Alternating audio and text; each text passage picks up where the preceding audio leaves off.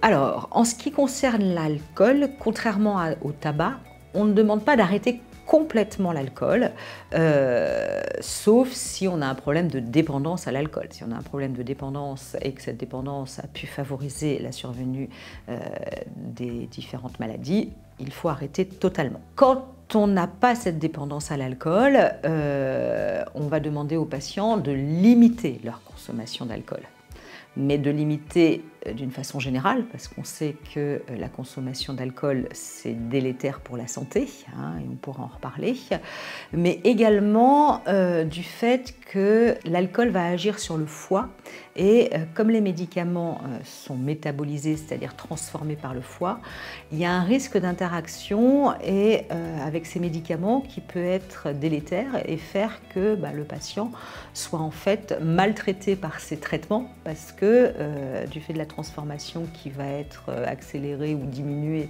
au niveau du foie, eh bien, le traitement sera peut-être trop ou pas assez efficace. Donc, quand on a un traitement médicamenteux, il faut limiter absolument sa consommation d'alcool, mais même si on n'a pas de traitement médicamenteux, il faut de toute façon limiter sa consommation d'alcool.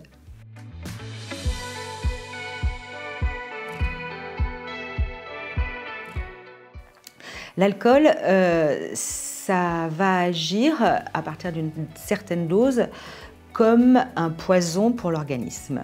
Et ce poison va altérer différents organes qui peuvent être le foie, ça souvent on le sait, mais également le système nerveux et le pancréas et parfois le cœur. Contrairement aux idées reçues, l'alcool peut être mauvais pour le cœur.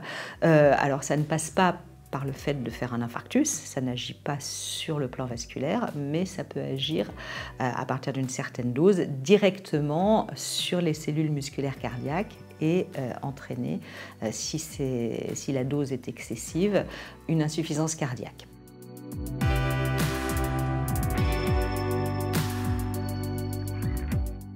Comme les recommandations de santé publique le disent, il faut limiter sa consommation d'alcool à moins de 2 verres par jour et pas tous les jours. Donc ça, qu'on soit malade ou pas malade, il faut vraiment limiter sa consommation d'alcool à ce que je viens de dire. On parle non seulement d'alcool fort, mais également de vin, de bière, de cidre. Tous ces produits contiennent de l'alcool. Ensuite, c'est en fonction du volume que l'on va consommer que l'on consommera plus ou moins d'alcool.